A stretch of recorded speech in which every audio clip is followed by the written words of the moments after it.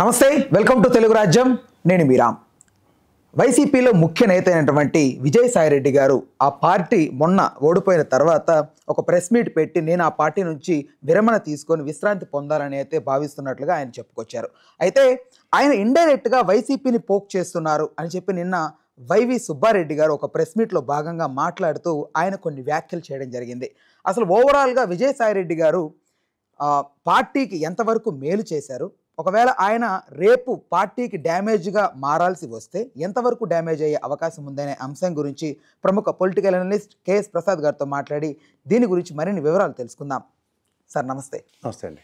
అదే విన్నారు కదా సార్, నేను మాట్లాడిన మాటలు ఆయన కొంచెం నేను ఎక్కడో 2వ స్థానం నుంచి 2000 స్థానం వరకు వెళ్ళిపోవాల్సి వచ్చింది, నన్ను పార్టీ నుంచి నేను బయటికి రావడానికి కారణం చాలామంది పెద్ద వ్యక్తులు అన్నట్టుగా ఆయన ఇండైరెక్ట్గా పోక్ చేస్తున్నారని నిన్న ఆయన వైవి సుబ్బారెడ్డి గారు మాట్లాడారు. ఎవరూ లేరు ఇక్కడ, one and only Jaganmohan Reddy గారు అన్నట్టుగా మాట్లాడారు. అసలు ఈ అంశాన్ని ఎలా చూడొచ్చు సార్? నిజంగానే ఆయన మనశ్శాంతి కోసం విశ్రాంతి కోసం బయటకు వచ్చారా, లేకపోతే ఎవరో ఆయన వెనక నుంచి డ్యామేజ్ చేస్తారని గ్రహించి వచ్చేసారా పార్టీలోంచి విజయసాయిరెడ్డి గారు?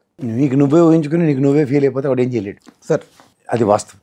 ఇప్పుడు ఇదే విజయసాయిరెడ్డి గారు బయటకు వచ్చి ఆయన మాట చెప్పి నేను రాజీనామా చేస్తున్నాను, రాజకీయాలకు దూరంగా ఉంటున్నానని చెప్పిన తర్వాత వైఎస్ఆర్సీపీ నుంచి ఏమైనా సౌండ్ వచ్చిందా? ఫస్ట్ గమనించండి, అసలు ఏం సౌండ్ రాలేదు. తర్వాత ఎప్పుడైతే ఆయన అనవసరంగా కలకడం మొదలెట్టాడు, లెక్కర్ స్కామ్లో నేను నెంబర్ 2లో ఉండేవాడిని అంటే నెంబర్ 2లో జరుగుబాటు కావాలి అతనికి, అదే కదా అర్థం. నెంబర్ 2 అన్నది సుబ్బారెడ్డి బయటకు వచ్చి ఏం చెప్పాడు? నాకు తెలిసి సుబ్బారెడ్డి, సజ్జల రామకృష్ణారెడ్డి అండ్ విజయసాయిరెడ్డి ముగ్గురికి కదా 13 జిల్లాలు పంచి వైజాగ్లో చిన్న తేడాలు జరిగినప్పుడే కదా వైజాగ్ నుంచి షిఫ్ట్ చేసి మళ్ళీ ఇంకోళ్ళని వేసి సుబ్బారెడ్డిని వేసి మళ్ళీ వైజాగ్ ఇతనికే ఇచ్చారు కదా. ఇప్పుడు ఇవన్నీ గమనించుకోకుండా ఉత్తరాంధ్రలో ఏం జరిగిందో, ఉత్తరాంధ్రలో ఎంతమంది ఎన్ని రకాలుగా ఇబ్బంది పడ్డారు, విశాఖలో ఏం జరిగిందో అన్నీ అందరికీ తెలుసు సార్. కానీ ఎవరు పల్లెత్త మాట మాట్లాడలే. ఇప్పుడు బొత్స సత్యనారాయణ గారు ఎంత కాదన్నా చాలా పెద్ద లీడరు, వీళ్ళందరికన్నా సీనియర్ అసలు చెప్పాలంటే జగన్మోహన్ రెడ్డి గారి కన్నా. ఏ రోజైనా మాట్లాడడం విన్నాం మనం ఇదే విజయసాయిరెడ్డి గారి గురించి? కానీ ఏ రోజైనా మనం పల్లెత్తి మాట అన్న ఉదంతం గమనించండి. అంటే అవన్నీ జరిగినా సరే టాలరేటెడ్గా వాళ్ళందరూ ఉన్నారు. టాలరెన్స్ కోల్పోయింది ఎవరు? ఈయనే. ఇప్పుడు ఈయన కనుక నిజంగా విచక్షణ రాహిత్యంగా, నాకు తెలిసి ఒక ప్రొఫెషనల్ డాక్టర్ ఒకడు, చార్డ్ అకౌంటెంట్ ఒకడు, వీళ్ళిద్దరే క్లయింట్ విషయాలు ఎవరితో చర్చించరు. ఇతను కదా ఫస్ట్ టైం బరస్ట్ అయింది నిన్న. ఆ కసిరెడ్డికి నేను 100 కోట్లు ఇచ్చాను, మళ్ళీ ఇచ్చాడు ఇంకో 100 కోట్లు. ప్రొఫెషనల్ ఎథిక్స్ కదా అది. వ్యాపారం చేస్తానన్నాడు, ఇవన్నీ ఒక క్లయింట్ గురించి మాట్లాడుతున్నాడు, బయటకు వచ్చి మాట్లాడుతున్నాడంటే ఎవరు క్రెడిబిలిటీలు ఎవరు మాడాలి? Is it right? సో ఇక్కడ నెంబర్ 2 పొజిషన్లో ఇతను ఉన్నట్టుగా అనుకున్నప్పుడు నా పార్టీలో ఎవడు నెంబర్ 2 ఉండు అన్న మాటకి ఇతను అహంభావం అడ్డుపడిందేమో. అలా ఆలోచించండి. అంటే జగన్మోహన్ రెడ్డి గారు వీళ్ళు చెప్పిన సలహాలు వింటూనే పరిపాలన చేశారనేది ఒక రూమర్ ఉంది సార్. మరదే కదా. బట్ మొత్తం తగలడిందంతా వీళ్ళ వలన అయినప్పుడు ఈ లోకవర్మాట గారు చేతులు కడుక్కొని నా కాదు నేను కాదు వీళ్ళిద్దరు, ఇంకోటి చేయి కడుక్కొని నేను కాదు వీళ్ళిద్దరు అని ఏంది ఈ పంచాయతీ? జగన్మోహన్ రెడ్డి డైరెక్షన్ లేకుండా వీళ్ళు ఎవడో ఏం పని చేయడు. వీడికి ఎవరికి అంత సీన్ లేదు, ఎవడు అంత సొంత వేతనాలు ఎలగబెట్టలేరు. అది ఒక ప్రాంతీయ పార్టీలో, ఇంక్లూడింగ్ తెలుగుదేశంలో కూడా. చంద్రబాబు గారిని కాదని, చంద్రబాబు గారు కాకుండా ఇంకోళ్ళని, లేదా పవన్ కళ్యాణ్ గారిని కాదని జనసేన పార్టీలో ఎవడో చేసినాడు అన్నట్టు చెప్పండి. జస్ట్ ఒక ఇష్యూని మహా అయితే ఆ రోజు సర్వైవ్ చేసుకోగలరు, నెక్స్ట్ డే అది కుదరదు. ప్రధానికి వచ్చి విజయసాయిరెడ్డి స్థాయిలోనే ఒక డైరెక్షన్ ఇచ్చాడు అనుకోండి, ఆ డైరెక్షన్ కాన్సిక్వెన్సెస్ పార్టీకి వస్తాయి. అవి ఇమీడియట్గా నోటిఫై ఎవరిది? జగన్మోహన్ రెడ్డికే కదా. ఎగ్జాంపుల్ చెప్తున్నా. ఎవరు చెప్పారంటే విజయసాయిరెడ్డి. అంటే అది ఎలా చేస్తాం అన్న దగ్గర సమాధానం ఎవరు చెప్పాలి? ఆయనే చెప్పాలి. అంచేత అలాంటి పిచ్చి పనులు ఎవరు చేయడు. సరే, రేపు ఒకవేళ ఆయన ఇంకొంచెం పెంచి, కొంచెం ప్రెషర్ ఎక్కువ పెంచి ఇంకా కొంచెం అనుచిత వ్యాఖ్యలు చేస్తూ వస్తే ఇప్పుడు వైసీపీకి డ్యామేజ్ అయ్యే అవకాశం ఉందా సార్? ఎందుకు అంత బతుకు ఎన్కౌంటర్లు చచ్చినట్టు నిన్న విజయసాయిరెడ్డి గురించి అతను ఏమన్నాడు?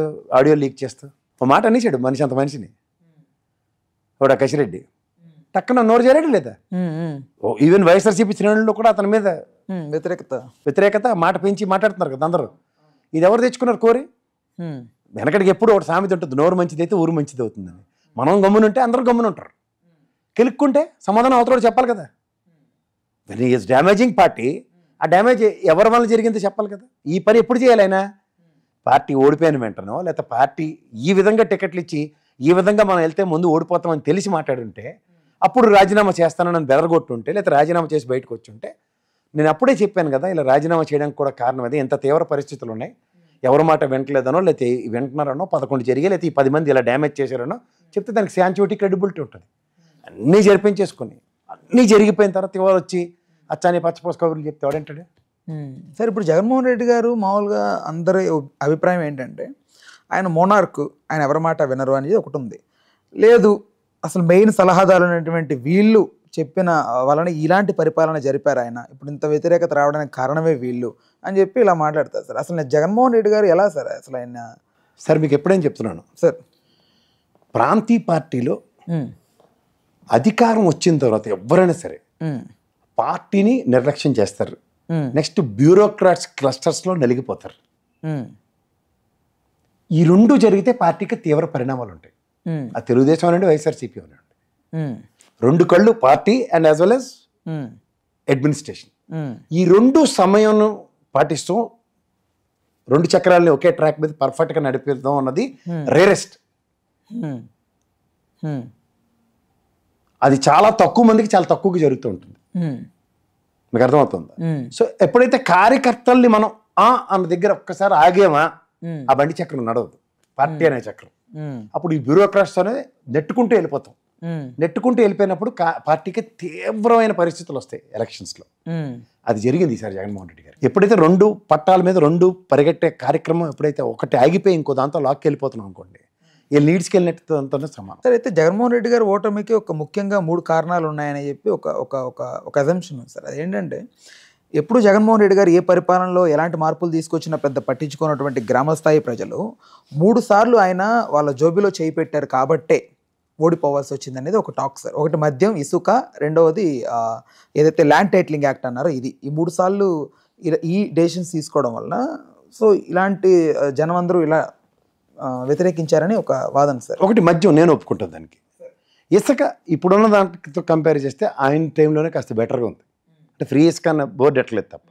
మూడోది మీరు అన్నట్టు ల్యాండ్ టైటిలింగ్ యాక్టు తగిలించి తమాషా చూసిన బీజేపీని ఈయన ఇగ్నోర్ చేయడం.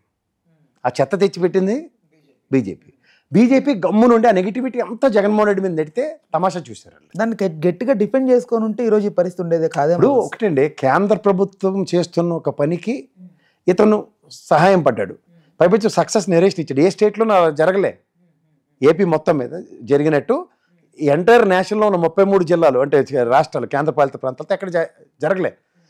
If they succeeded in it, ప్రతి రాష్ట్రం ఇవాళ ఇంపోజ్ చేస్తుంది. అది కేంద్ర ప్రభుత్వం 200 కోట్లు బడ్జెట్ ఇచ్చి చేయించిన పనికి కూడా కేంద్ర ప్రభుత్వం డిజైన్ చేస్తే ఆ నెగిటివిటీ అంత తప్పు ఎక్కడ జరిగింది? రాళ్ళకు రంగులేయడం, ఆ పుస్తకం మీద ఆయన బొమ్మ వేయడం. అది బుర్ర తక్కువ ఐడియా ఎవడిచ్చాడో వాడిది తప్పు. అసలు వాడు బ్యూరోక్రాట్.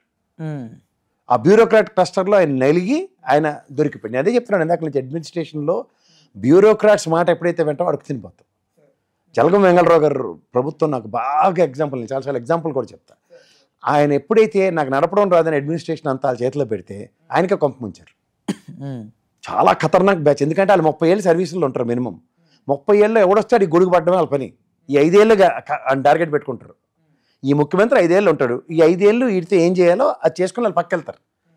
పక్కకి వాళ్ళు వెళ్ళి సమకి వీళ్ళు నిలదొక్కుపోతే మాత్రం వీళ్ళు పక్క వెళ్ళిపోవాల్సి వస్తుంది. అదే జరుగుతుంది సార్. ఇప్పుడు విజయసాయి రెడ్డి గారి కాంట్రిబ్యూషన్ ఎంతవరకు ఉంది సార్? అంటే ఆయన జగన్మోహన్ రెడ్డి గారి కోసం జైలుకు కూడా వెళ్ళిన వ్యక్తి. సో పార్టీకి ఆయన కాంట్రిబ్యూషన్ ఎంతవరకు ఉందనుకోవచ్చు సార్ మనం? అవన్నీ ఎవడు మాట్లాడలే కదా. ఇప్పుడు దాకా జరిగింది.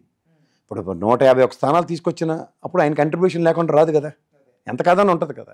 అలాగే రెసిప్రోకేటివ్ యాటిట్యూడ్తో పార్టీ కూడా ఆయనకి అక్కడ సిఎల్పి లీడర్ ఇచ్చింది, పార్లమెంటరీ దీంట్లో లీడర్ ఇచ్చింది, ఒక 3 ప్రాంతాల్లో ఒక ప్రాంతానికి అధినేతం చేసింది. అన్నీ బాగానే ఉన్నాయి. పార్టీ జనరల్ సెక్రటరీ ఇస్తాయి, ఇంకెంతకన్నా ఇంకెట్టిస్తారు. రైట్. ఒకవేళ వైవి సుబ్బారెడ్డి గారు వర్సెస్ ఈయన విజయసాయి రెడ్డి గారు అయితే ఎవరు బలంగా నిలబడే అవకాశం ఉంది సార్? ఎవరికి బలం ఉంటుంది? జగన్మోహన్ రెడ్డి గారు బలం ఉందని చెప్తే వాళ్ళకి బలం ఉన్నట్టు. అది వీళ్ళెవరు? End of the day Jaganmohan Reddy గారే. అంతే. అది ప్రాంతీయ party one man show, that's it. Jaganmohan Reddy గారికి డ్యామేజ్ రాదా సార్ ఒకవేళ ఈయన మళ్ళీ విజయసాయి రెడ్డి గారు ఇంకొంచెం పెంచి మాట్లాడితే? ఏమవుతుంది సార్? శతకోటి లింగాలు ఏదో బోర్డు లింగం అంతే. అమ్మ చెల్లి అక్క అందరూ బయటకు వచ్చి ఏది పెడితే మాడుతున్న దగ్గర ఈయన ఒకడు అగ్గి గాజ్యం తోడవుతున్నాడు, అంతకన్నా. Right. Okay sir, thank you sir. Thank you. Hello, Telugu రాజ్యం ఛానల్ చూస్తున్నారా? సామాజిక, రాజకీయ, జీవన చిత్రణే తెలుగు రాజ్యం.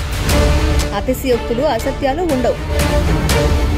రాజకీయ కోణం కాదు, ప్రజా కోణమే కొలబద్ద. తెలుగు రాజ్యం వీక్షణ మీ ఉత్తమ అభిరుచికి నిదర్శనం.